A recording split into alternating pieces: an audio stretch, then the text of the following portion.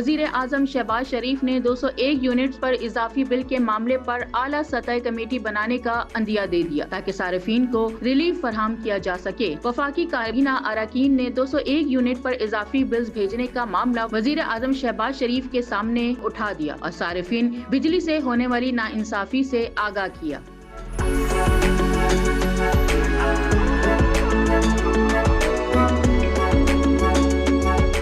काबीना अरकान ने कहा कि ये सार्फिन के साथ ज्यादती है कि सिर्फ एक यूनिट ज्यादा होने पर उन्हें अगले 6 माह तक इजाफी 5,000 रुपए माहाना बिल अदा करना पड़ रहा है। जराये का कहना था कि काबीना अरकान ने नेपरा और वजारत तवानाई की जानिब से इख्तियार की गई पॉलिसियों पर तहफ़्फ़ुज़ का इजहार करते हुए कहा है कि 200 यूनिट की हद उबूर करने पर सार्फिन को नॉन प्रोटेक्ट कैटेगरी में डाल देना नाइंसाफी होगी। वजीर आजम ने इस मामले का संजीदगी से नोटिस लेते हुए आला सतही कमेटी बनाने का अंदिया दे दिया। कमेटी सारे मामले का जायजा लेकर काबीना में तजावुज़ पेश करेगी ताकि ये 200 यूनिट्स वाला मामला जल्द हल हो सके।